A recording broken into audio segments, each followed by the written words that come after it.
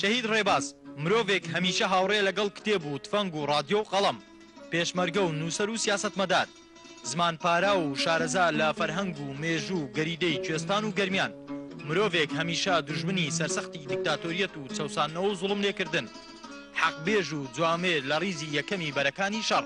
نابین هیچ ملەتی ئێمە گومانی لەوەی هەبی کە یەکێتی نیشتیمانی کوردستان ڕۆژێک لە ڕۆژان تەنازل لەسەر کەرکووک دەکا یا لەسەر بستێکی خاکی کوردستان دەکەن، نەک لەسەر هەر کەرکووک. شەهید ڕێباز هەر لەو کاتێک کە پەیوەندی بێت پێشمەرگەی کوردستانەوە کردیا هیچ لێنێکی کوردستان نەبووە کە پێشمەرگایەتی تێدا نەکردی و بەردانی زۆربەی شەڕەکانی کردیا لەگەڵ ڕژێمی داگیرکەوی بەعسی ڕەفتارمان.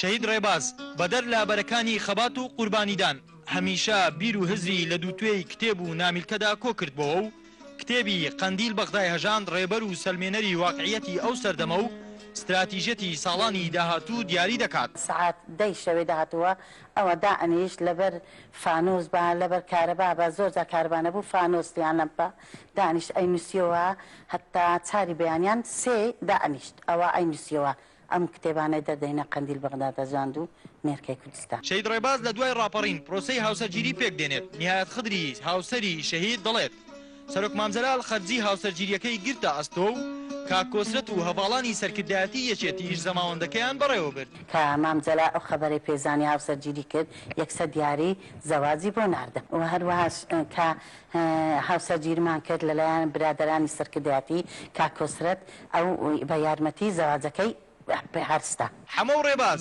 هەردوو کوڕەکەی شەهید ڕێبازن. بەر لەوەی ڕێبازی بچووک لە دایک ببێت شەهید ڕێباز شەهید دەبێت. بۆیە ڕێبازی کوڕ بە ناوی ڕێباز درێژە پێدەری شەهید ڕێبازی باوک دەبێت. دوایی هەمەمان زۆر حەزیە کرد کە مناڵە چیدمان ببیتن بکە بیتە سەدنیە بەس بەداخەوە مناڵەکەی نەدیت و کە ئێمەش بە ناوی ڕێبازمان کردو بۆ ئەوەی کە ڕێباز هەتا هەتێ لە دنیا هەماوە. ئەو کات کە باوکم شەید کرا هێشتا من لەدایک نەبووم زۆر بە خۆشحاڵیشەوە کە من هەڵگری ناوی ئەوم و هەر بە ناو ڕێباز کراومەتەوە. من تەمەنم ساڵ و نییە بوو ئەو کاتێک کە باوکم شەید بوو من بە بیرم نایەتەوە کە باوکم چۆن بوو چۆنە بۆ بەڵام ئێستا کە دەچمەوە لای ڕەفیقەکانی و هاوسەنگەرەکانی و دۆستانی کە بە شانازیەوە باش دەکەن خەباجێڕێکی ئەوتۆ بۆ هەردەم لە ڕیزی پێشەوە بۆ لە پێشمەرگایەتی. هاوڕێ و هاوسەنگەرانی نەبەردی و گوێری و دڵسۆزی شەهید ڕێباز بە جۆرێک باز دەکەن کە ڕەنگە ئەو سیفات و هەڵوێستانە لە هەموو مرۆڤێکدا بوونی نەبێت.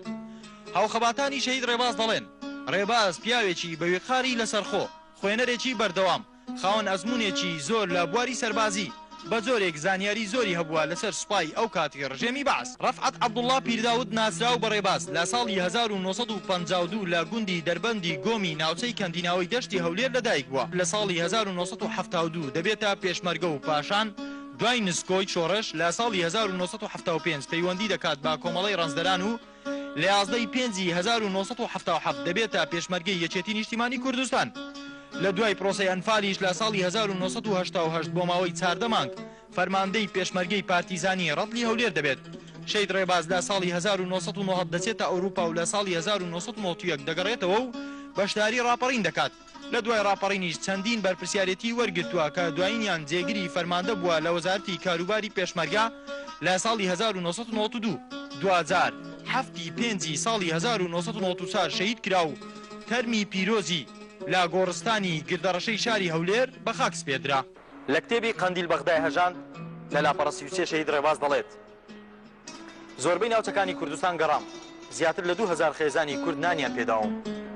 ڕۆژی وا هەبوو لە 3 ماڵ نانم خواردووە.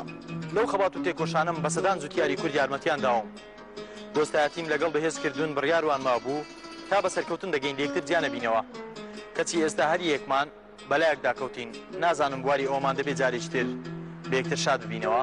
ئاخۆ هاوسەنگەر و هاوخەباتانی شەهید ڕێباز هەمان ڕێچکە و هەمان بیر و بۆچوونی ئەویان لاماوە و وەک نووسین و کردەوەکانی درێژە پێدەری خەباتی ئەوەن.